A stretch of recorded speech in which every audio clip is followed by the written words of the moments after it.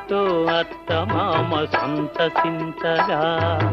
10 మందిని ఆదరించు కల్పవల్లిగా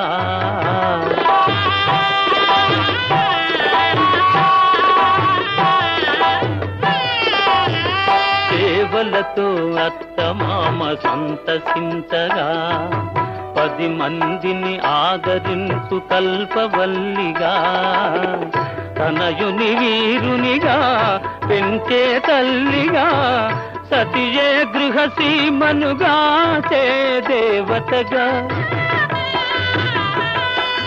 తనయుని వీరునిగా పెంచే తల్లిగా